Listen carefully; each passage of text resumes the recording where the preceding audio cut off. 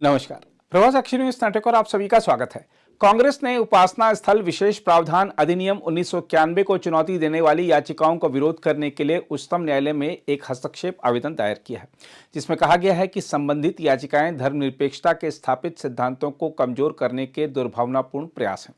कांग्रेस महासचिव केसी वेणुगोपाल के माध्यम से दायर आवेदन में पार्टी ने कानून का बचाव किया है। याचिका में इस बात पर जोर दिया गया है कि 1991 का संबंधित कानून 10वीं लोकसभा के दौरान व्यापक समर्थन के साथ अधिनियमित किया गया था, जब कांग्रेस और जनता दल के पास बहुमत था। पार्टी ने कहा है कि यह अधिनियम 1991 में उसके चुनाव घोषणा पत्र का हिस्सा था, जो भारत की धर्मनिरपेक्ष पहचान की रक्षा के लिए उसकी दीर्घकालिक प्रतिबद्धता को उजागर करता है। देखना होगा कि केंद्र सरकार अदालत में अपने जवाबी हलफनामे में क्या कहती है, लेकिन कांग्रेस के आवेदन से यह तो साबित हो गया है कि यह पार्टी दिल से आखिर चाहती क्या है। इस मुद्दे पर उच्चतम न्यायालय के वरिष्ठ अधिवक्ता और भारत के पीआईएल मैन के रूप में विख्यात अश्वनी उपाध्याय ने जो कुछ कहा है, वह सभी को सुनना चाहिए। कांग्रेस सुप्रीम कोर्ट आ गई है इस प्लेस ऑफ वर्शिप एक्ट को बचाने के लिए। 1991 में कांग्रेस ने ये प्लेस ऑफ वर्शिप एक्ट बनाया था बाबर, हुमायूं, तुगलक, गजनी, गोरी, खिलजी, औरंगजेब के इल्लीगल काम को लीगलाइज करने के लिए। मुगलों ने जितने हमारे मठ मंदिरों को तोड़ा था, ये कानून कहता है कि आप उन मठ मंदिरों को दोबारा रिस्टोर नहीं कर सकते। ये कानून कहता है कि काशी, मथुरा, भद्रकाली, भोजशाला, अटाला, संभल या और भी जो हमारे धार्मिक स्थान हैं जिनको मुगलों ने तोड़ा था, उनको रिस्टोर करने के लिए, उनको रिक्लेम करने के लिए हम कोर्ट नहीं जा सकते। ये कानून ये भी कहता है कि जो मुकदमा कोर्ट में चल रहा है वो मुकदमा बंद हो जाएगा। हिंदू, जैन, बौद्ध, सिख के लिए कोर्ट का दरवाज़ा बंद करता है। और सबसे खतरनाक जो अपनी याचिका में कांग्रेस ने कहा है कि अगर ये प्लेस ऑफ वर्शिप एक्ट खत्म हो जाएगा तो देश की एकता अखंडता खतरे में हो जाएगी। एक तरीके से सुप्रीम कोर्ट को भी धमकी है, सरकार को भी धमकी है। कांग्रेस का यह कहना है कि प्लेस ऑफ वर्शिप एक्ट खत्म हुई तो अराजकता फैल जाएगी। इसका मतलब कि भारत अगर एक है तो इस प्लेस ऑफ वर्शिप एक्ट के कारण है। भारत इसलिए एक है क्योंकि जो बाबर, हुमायूं, गजनी, गोरी ने, औरंगजेब ने मंदिर तोड़ा था, वो अभी दूसरों के कब्जे में है। जैसे उन मंदिरों को हम रिस्टोर करेंगे, देश के टुकड़े हो जाएंगे। ये कांग्रेस ने अपनी याचिका में आरोप लगाया। कह रही है एक सेकुलरिज्म को बचाने के लिए प्लेस ऑफ वर्शिप एक्ट जरूरी है। तुष्टीकरण की पराकाष्ठा है ये, और कांग्रेस ने यह काम किया है केवल और केवल दिल्ली चुनाव को देखते हुए। दिल्ली में विधानसभा चुनाव है, 10 से ज़्यादा विधानसभा ऐसी विधानसभाएं हैं जहां मुस्लिम्स ये डिसाइड करते हैं कौन जीतेगा कौन हारेगा। चूंकि कांग्रेस का खाता पिछले कई इलेक्शन से खुल नहीं रहा है दिल्ली में, तो उसने मुस्लिम वोट बैंक को अट्रैक्ट करने के लिए ये सुप्रीम कोर्ट में पिटीशन फाइल किया। एक तो 1991 में ये घटिया कानून बनाया, और अब 2025 में आके उसी कानून को डिफेंड भी कर रही है कांग्रेस। मामला ये हिंदू मुस्लिम का नहीं है, मामला ये भारत की संप्रभुता और विदेशी आक्रांताओं के बीच में है। भारत का संविधान का प्रियम्बल कहता है हम एक सोवरेन देश है, हम संप्रभु देश है। संप्रभु देश का मतलब न गुलामी का नाम होना चाहिए, न गुलामी का निशान होना चाहिए। जिन स्थानों की रक्षा के लिए हमारे पूर्वजों ने बलिदान किया, गुरु तेग बहादुर जी ने अपना शीश कटवाया, गुरु गोविंद सिंह जी ने पूरा अपना परिवार बलिदान कर दिया, छत्रपति शिवाजी महाराज, संभाजी महाराज ने पूरा बलिदान किया। अगर उन स्थानों को हम कोर्ट के जरिए नहीं ले सकते तो किस बात की स्वतंत्रता? ये जो लड़ाई है ये हिंदू मुस्लिम की नहीं, ये राइट टू जस्टिस की लड़ाई है, फ्रीडम ऑफ रिलीजन की लड़ाई है। आखिर हिंदू, जैन, बौद्ध, सिख को धार्मिक स्वतंत्रता है कि नहीं? आखिर हमें भी अपने पुराने स्थानों को प्राप्त करने का अधिकार है कि नहीं? हमें कोर्ट जाने का अधिकार है कि नहीं? ये कानून तो कोर्ट का दरवाज़ा बंद करता है। ये कोर्ट का दरवाज़ा बंद हो जाएगा तो भारत में लोकतंत्र खत्म होकर भीड़तंत्र हावी हो जाएगा। किसी भी डेमोक्रेटिक कंट्री में जो विवाद होता है, डिस्प्यूट होता है, उसको कोर्ट के जरिए हल किया जाता है।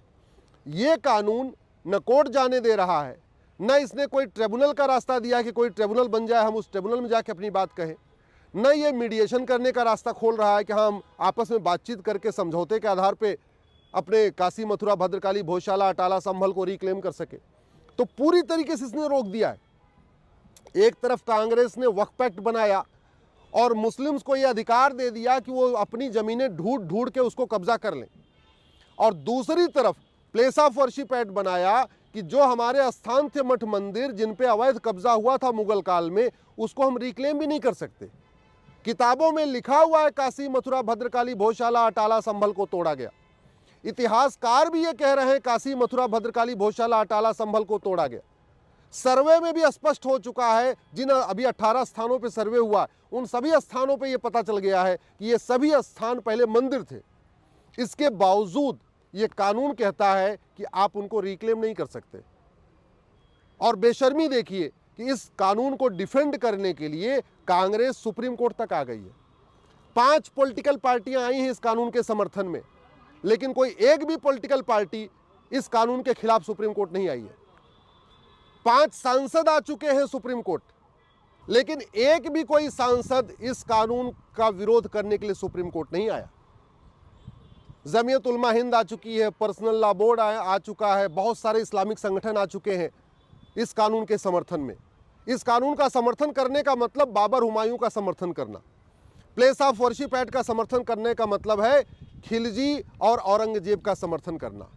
तो खिलजी औरंगजेब के कामों जो इल्लीगल काम था उसका समर्थन करने के लिए फॉर्मर होम सेक्रेटरी भी आ चुके हैं, फॉर्मर कैबिनेट सेक्रेटरी भी आ चुके हैं, दिल्ली के पूर्व लेफ्टिनेंट गवर्नर नजीब जंग साहब भी आ चुके हैं, पूर्व chief election commissioner SY Qureshi साहब भी आ चुके हैं।